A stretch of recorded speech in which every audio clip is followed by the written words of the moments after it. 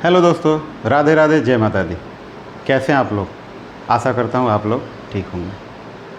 मैं एस्ट्रोलॉजर प्रभात तिवारी आपको इस क्लास में आप सभी लोगों का स्वागत करता हूँ। दोस्तों, आज का बहुत ही महत्वपूर्ण टॉपिक है और अगले 10-15 मिनट आप रुके रहे तो बहुत मज़ा आने वाला है।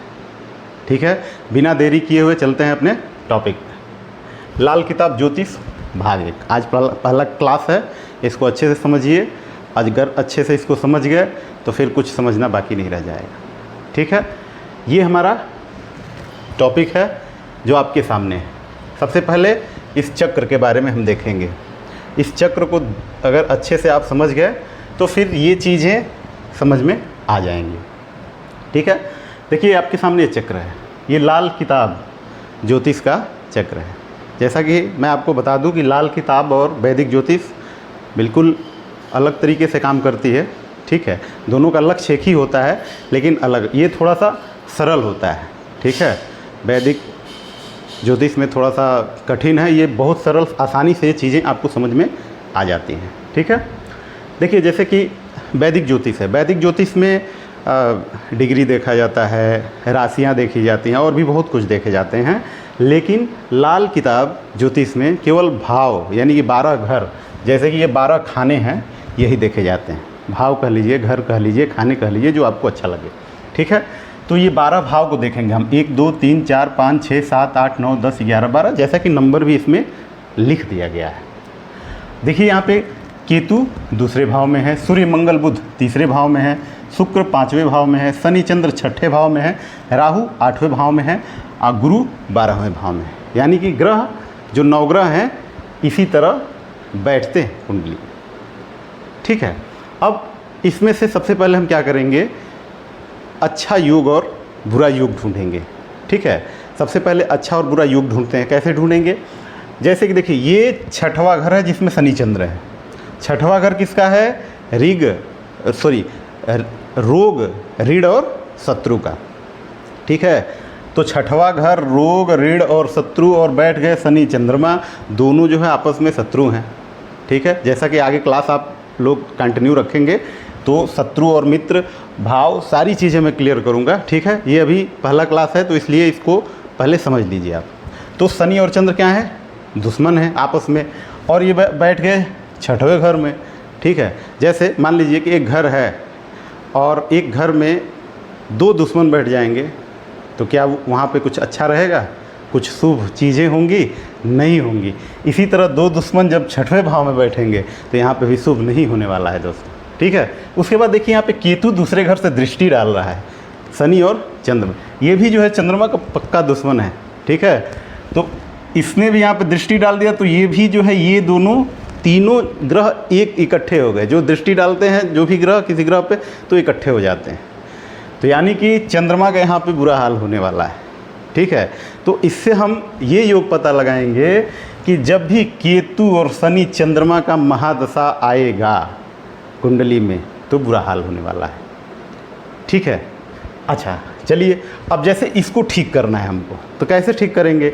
जैसे ये केतु है, ये दृष्टि डाल रहा है शनि और चंद्रमा पे, और शनि चंद्रमा जो है बैठे हुए 6वें घर में। सबसे पहले जानिए होगा क्या? होगा ये कि 6वां घर रोग ऋण शत्रु का है, तो रोग बना रहेगा। ठीक है, ऋण बना रहेगा, तमाम तरीके का आप लोन ले सकते हैं। ठीक है, ऐसा नहीं है कि बहुत मजबूरी में आप जो है सब कुछ अच्छी स्थिति रहेगी, तब भी अगर यहाँ पे प्लेस्ड है शनि चंद्रमा तो आप जो है जैसे जितना चादर उतना पैर फैलाना, एक कहावत रहेगा आपके लिए, आप पैर फैलाते जाएंगे। ठीक है, यानी किसी न किसी बहाने आपको लोन और कर्जा लेने का जो है मौका आप ढूंढते रहेंगे। ठीक है, शत्रु आपके बनते रहेंगे, इसलिए शत्रु बनते रहेंगे क्योंकि चंद्रमा क्या है? मन का कारक है। जब आपका मन डिस्टर्ब रहेगा तो क्या करेंगे आप? गुस्सा करेंगे। ठीक है, तो आप क्या करेंगे? गुस्सा करेंगे।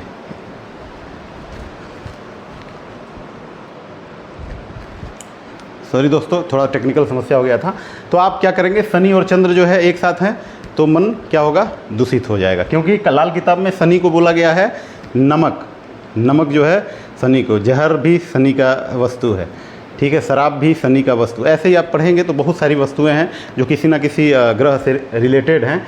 तो शनि नमक और चंद्र क्या है, चंद्र का दूध, ठीक है, दूध माना जाता है वस्तु चंद्रमा का।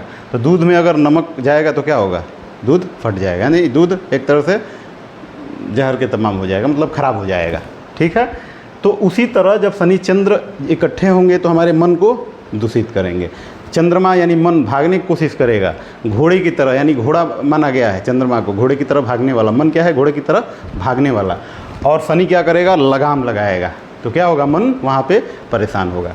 तो जब मन परेशान होगा तो आप किसी ना किसी से झगड़ा लड़ाई करते रहेंगे, ठीक है।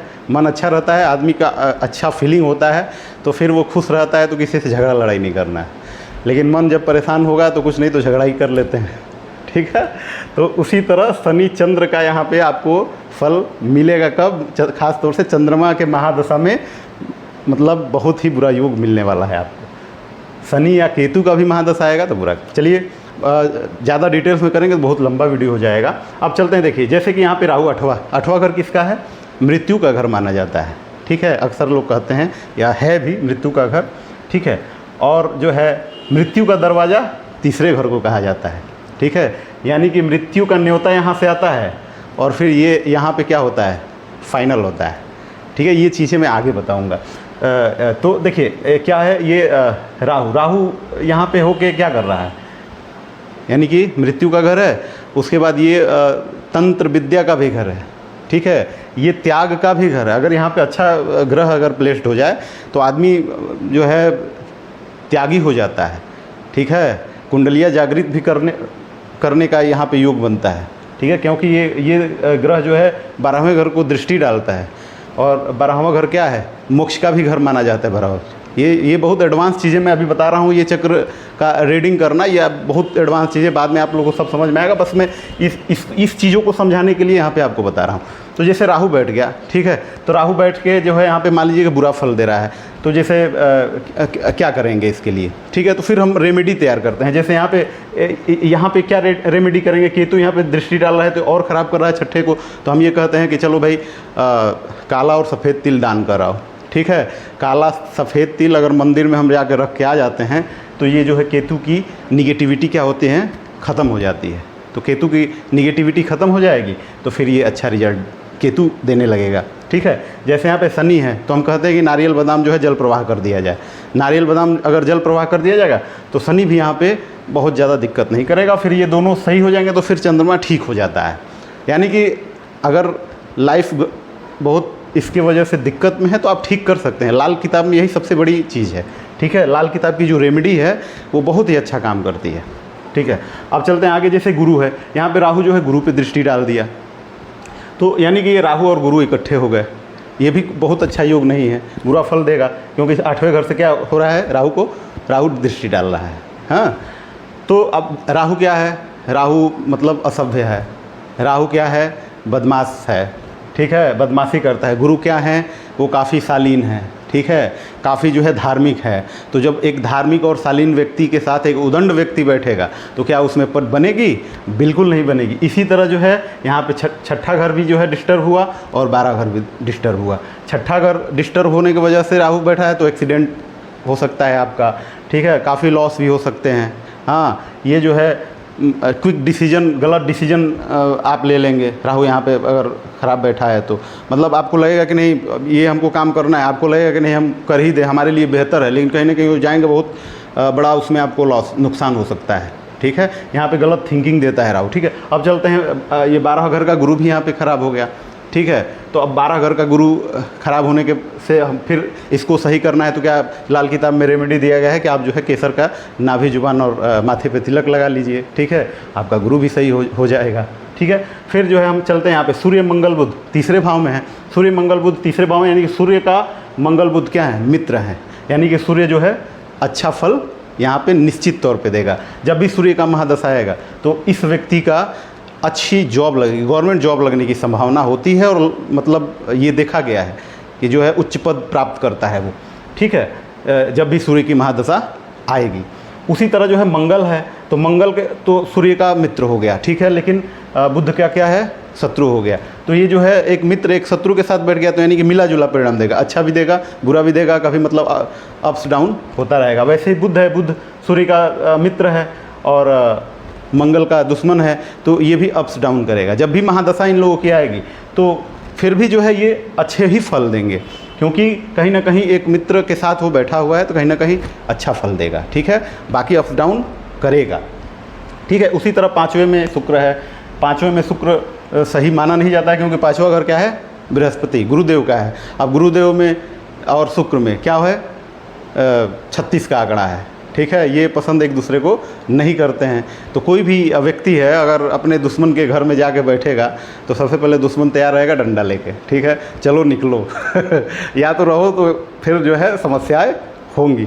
वैसे ही सूर्य यहाँ पे आ गया तो बहुत अच्छा रिजल्ट नहीं देने वाला। जब जब भी सूर्य का शुक्र का महादशा आएगा कहीं ना कहीं ये गलत चीज़ों में ले जाता है शुक्र। ठीक है, उदंडता करा देगा। ठीक है, जैसे गलत रास्ते पे मतलब ये ले जाता है। पाँचवें घर का शुक्र अच्छे मतलब रिजल्ट नहीं मिलेंगे जब भी महादशा इसका आएगा। सबसे पहले ये जान लीजिए कि लाल किताब में सबसे बड़ी चीज़ महादशा देखते हैं। जब भी महादशा आएगा उसके हिसाब से फल मतलब मिलता है, अच्छा फल मिलता है उसके हिसाब से। ठीक है, तो उसको जो है हम क्या करेंगे, प्राथमिकता देंगे। अब देखिए इतना हम समझ गए सब कुछ। हाँ, अब चलते हैं यहाँ पे। अब देखिए ज्योतिष के फ़ायदे, यानी ज्योतिष सीखने के फ़ायदे। ठीक है, तो ज्योतिष सीखने के क्या फ़ायदे हो सकते हैं इसके बारे में हम जानेंगे। तो आत्मज्ञान और आत्मविकास, ठीक है, यानी कि सेल्फ नॉलेज, सेल्फ डेवलपमेंट। ठीक है, होगा कैसे होगा, जब भी आप ये चीज़ें सीख लेंगे, ज्योतिष सीख लेंगे। तो जैसे कि यहाँ बता दिया हूँ चंद्रमा और शनि एक है, तो यहाँ पे जो है अच्छा रिजल्ट नहीं मिलेगा, कुछ ना कुछ समस्याएं होगा। ठीक है, तो अब क्या करेंगे, चिंतन करेंगे, आत्ममंथन करेंगे। ठीक है, उससे क्या होगा, आपको आत्मज्ञान होगा कि जैसे चंद्रमा की महादशा है, समझ सकते हैं कि चंद्रमा का अब आपका महादशा आने वाला है। आप पहले से ही अब अलर्ट होंगे कि भाई चंद्रमा का महादशा आने वाला है और चंद्रमा और शनि एक में है और केतु सीधे दृष्टि डाल रहा है, यानी कि डिप्रेशन का योग है, एंजाइटी का योग है। ठीक है, इसमें हमको समस्याएं हो सकती हैं, लॉसेस हो सकते हैं, कर्जा बढ़ सकता है क्योंकि ये कर्जे का भी घर है, दुश्मन बढ़ सकते हैं क्योंकि दुश्मन का घर है। ठीक है, तो इतनी चीज़ें आपको जब पहले से पता चल जाएगा तो क्या करेंगे, आप उस चीज़ के लिए अलर्ट हो जाएंगे। यानी कि ये आत्म ज्ञान और आत्मविकास आपका यहाँ पे इस तरह होगा जब ये ज्योतिष सीखेंगे तब। अब देखते हैं समस्याओं का पूर्वाभास। जैसे हम अभी बताए हैं कि आपको पहले ही जब पता चल जाएगा कि यार ये योग बहुत ख़राब है, तो अब हम क्या करेंगे कि उसको आत्मचिंतन करेंगे। ठीक है, उसको पूर्वाभास हमको जो है हो जाएगा पूर्वाभास, तो उसको सुधारने की कोशिश करेंगे। ठीक है, कुछ तो लाल किताब की रेमेडी का यूज़ करेंगे। ठीक है, कुछ अपने हिसाब से जो है प्रयास करेंगे, तो जो योग बन रहा है, वो बुरा योग बन रहा है, वो ठीक हो जाता है। ये बहुत बुरा योग है, लेकिन अगर आपको नॉलेज है तो इसी योग से आप लाभ भी ले सकते हैं, इसी बुरे योग से भी आप फ़ायदा ले सकते हैं। लेकिन इसके बारे में जानकारी होगा तब, इसकी रेमेडी करके, इसको आत्ममंथन करके, कुछ अपने प्रयास करके, कुछ लाल किताब की रेमेडी को ऐड करके हम एक बेहतर जीवन बना सकते हैं। इसी योग में, बुरे योग में बना सकते हैं। अगर नहीं करेंगे तो फिर बहुत परेशान करेगा। ठीक है, अब चलते हैं निर्णय लेने में सहायता। ठीक है, तो आप जैसा कि अभी बताया हूँ कि जब सब कुछ हमको पता चल जाएगा कि भाई राहु यहाँ पे 8वें घर में है, हाँ, और ये जो है गुरु पे दृष्टि डाल रहा है। ठीक है, ये गलत थिंकिंग हमको देगा। ठीक है, क्विक डिसीजन देगा, गलत निर्णय लेने के लिए जो है ये प्रयास करवाएगा। तो हम क्या करेंगे, दिमाग को कूल करके अच्छे से निर्णय लेंगे, पहले से मेडिटेशन करेंगे, राहु को जो है यहाँ पे सही करेंगे रेमेडी के द्वारा। तो फिर यही राहु आपको बेस्ट रिजल्ट देने लगेगा। यही राहु आपको जो है बिल्कुल धार्मिक भी बना सकता है। ठीक है, ये उदंडता का ये प्रतीक है, फिर भी जो है ये आपको धार्मिक बना सकता है, आपको अच्छा रिजल्ट दे सकता है, आपको बहुत अच्छा मतलब सेक्टर में ले जा सकता है। ठीक है, आपको बहुत ही फेमस करा सकता है ये राहु। ठीक है, लेकिन आप इसको सही करेंगे तब। अब चलते हैं किसी और की मदद करना व इससे इनकम कैसे करेंगे। ठीक है, तो जब ये सब कुछ सीख जाएंगे तो जैसे हम अपनी समस्याओं का तो समाधान करेंगे ही करेंगे, दूसरे भी अगर हम मिलेंगे, जैसे लगेगा कि हमारा कोई रिलेटिव है, ठीक है, हमारा कोई दोस्त है, ठीक है, तो उसका जब हम कुंडली रीड करेंगे हमको समझ में आ जाएगा कि यार क्या करना है, इसकी शादी करनी है, ठीक है। मतलब वो फ्रेंड, मैं मतलब दोनों फ्रेंड हैं और उसको लग रहा है कि इसकी शादी होने वाली है, ठीक। और चंद्र का महादशा चल रहा है, ठीक है, और शनि और चंद्र यहाँ पे युति बना के बैठे हुए हैं, तो 1 साल और बचा है महादशा। तो हम कहेंगे कि 1 साल रुक जाओ, 1 साल बाद शादी करना, तुम्हारा अच्छा जो है होगा। 1 साल रुक जाएगा, उसके बाद मान लीजिए कि चंद्र के बाद मंगल की महादशा आती है, मंगल उसका जो है यहाँ पे अच्छा प्लेस्ड है, तो उसको अच्छा रिजल्ट मिल जाएगा, ठीक है। शादी में जब शादी करेगा, पहले इसी महादशा में करेगा तो ज़रूर कुछ ना कुछ समस्याएं आ सकती हैं, ठीक है। मैं ये कंफर्म नहीं करेंगे कि आएगी ही आएगी, लेकिन आ सकती है, ठीक है। तो इस तरह आप उसकी मदद करके उसके जीवन को सही रास्ते पे बता सकते हैं और सही डिसीजन उससे करवा सकते हैं। अब देखते हैं लाल किताब की रेमेडी, ठीक है। ये क्या है लाल किताब की रेमेडी? लाल किताब की रेमेडी बहुत ही अच्छी है, बहुत ही इफ़ेक्टिव है, बहुत ही सस्ती है, जिससे जीवन बहुत ही अच्छा हो सकता है, ठीक है। तो मतलब और 100% इफ़ेक्टिव है, ये मेरा अनुभव रहा है, ठीक है। मतलब मैं अपने स्टडी में और जो भी मैं क्लाइंट से मिला हूँ और उनको काम किया हूँ उन पे, तो 100% इफ़ेक्टिव होती है अगर सही तरीके से किया जाए। अगर इन ग्रहों को अच्छे से डायग्नोस कर लिया जाए, शुभ और अशुभ योग को फाइंड कर लिया जाए, उस पर रेमेडी दिया जाए, तो 100% इफ़ेक्टिव होता है इसका लाल किताब की रेमेडी, ठीक है। और बहुत ही सस्ती और बहुत ही अच्छी और बहुत ही लाभदायक, जीवन के लिए भी लाभदायक होती है। जैसे चंद्रमा खराब है आपका, तो लाल किताब क्या कहता है कि चंद्रमा अगर ख़राब है तो डेली अपने माँ के पैर को छू के और आशीर्वाद लें। बताइए कितनी अच्छी रेमेडी है, ठीक है। अगर आपका सूर्य खराब है, अपने पिता को गिफ्ट देते रहो, उनकी दुआ लेते रहो, उनको लगे कि नहीं भाई मेरा बेटा बहुत अच्छा है, जो दुआ निकलेगी उससे सूर्य अच्छा हो जाएगा, ठीक है। मंगल खराब है आपका, मंगल बद है, जो कि बहुत बुरा परिणाम मंगल बद देता है, लेकिन कहा जाता है लाल किताब में कि अपने भाई को प्रसन्न रखो, भाई को कुछ ना कुछ गिफ्ट देते रहो, ठीक है। और जो है मंदिर में कुछ दान करो, ठीक है। तो ऐसी ऐसी रेमेडी लाल किताब में होंगी, जो कि गुरु खराब है, चने की दाल जो है धर्म स्थान पे या मंदिर में रख के चले आओ, ठीक है। अगर शनि खराब है तो नारियल बादाम जो है पानी में जो है बहते हुए पानी में प्रवाह कर दो, यानी कि अपनी निगेटिविटी को बहुत दूर कर दिया। मंदिर धर्म स्थान में रख दिया, यानी कि अपने निगेटिविटी को हम क्या किए, मंदिर में भगवान के चरणों में रख दिए, और ये 100% इफ़ेक्टिव है। तो आप जो है ये सारी चीज़ें सीख के अपनी रेमेडी भी खुद कर सकते हैं, किसी एस्ट्रोलॉजर के पास जाने की ज़रूरत नहीं है, क्योंकि एस्ट्रोलॉजर के पास आप जाएंगे भी तो 1 साल आपका कोई योग खराब है, वो बता दिया कि ये चीज़ें हैं, वो बता दिए, हाँ, तो आपका मान लीजिए कि वो ठीक हो गया। फिर कोई समस्या आती है, कितनी बार जाएंगे, लेकिन ये चीज़ों को आप सीख लेंगे अच्छे से, तो खुद जो है सॉल्व करेंगे, लोगों की मदद भी करेंगे, इससे इनकम भी करेंगे। अब चलते हैं, ये चीज़ें आप जो है अच्छे तरह से समझ गए होंगे, ठीक है। तो इसको मैं इसलिए बताना चाहता हूँ कि अभी मैं क्लास स्टार्ट करने वाला हूँ अपने इसी यूट्यूब चैनल में, एस्ट्रोलॉजर प्रभात तिवारी। तो अगर आप अच्छे से सीखना चाहते हैं, अपना कुंडली खुद विश्लेषण करना चाहते हैं, अपनी समस्याओं को खुद समाधान करना चाहते हैं, तो आप इस क्लास में अगर मतलब नेक्स्ट क्लास से आप बने रहिए, और डेली या 2-3 दिन पे क्लास में लाता रहूँगा। हर एक चीज़ एकदम बेसिक से बताऊँगा, बेसिक टू एडवांस चलेंगे, ठीक है। और उसमें आपको सारी चीज़ें बताई जाएंगी। जैसे आप ये यहाँ पे कुंडली मैं अभी रीड किया हूँ, अभी इसको पूरी तरह से रीड करने में बहुत सारे योग इसमें से निकलेंगे, समय जो है वीडियो ज़्यादा लंबा हो जाएगा, इसके कारण मैं आपको जो जो इम्पोर्टेंट चीज़ें वो मैं बताया हूँ। तो ऐसे ही आप भी कुंडली को रीड करके अपनी समस्याओं को समाधान कर पाएंगे। कब?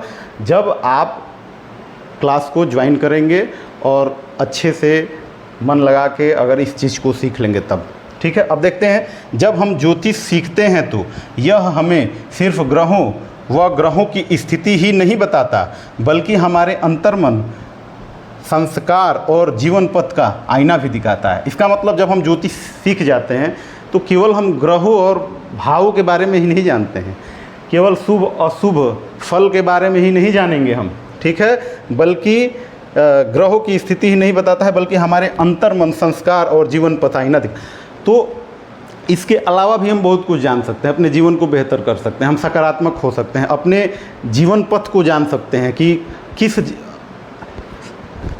ट्रैक पे अपने लाइफ को ले जाएं, ठीक है, कहाँ मतलब बाधाएं आ रही हैं, उसको कैसे हम सुधार के और सही रास्ते पे जाएं, ठीक है। जीवन पथ और आईना भी दिखाता है, ठीक है।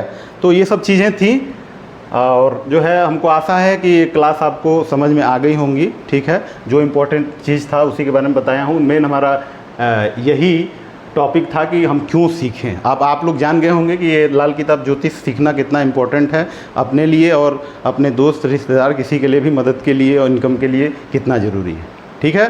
तो आप इस क्लास में आगे भी बने रहिएगा, हम डेली क्लास लाएंगे, आपको ऐसे ही एकदम बेसिक टू एडवांस की तरफ ले चलेंगे।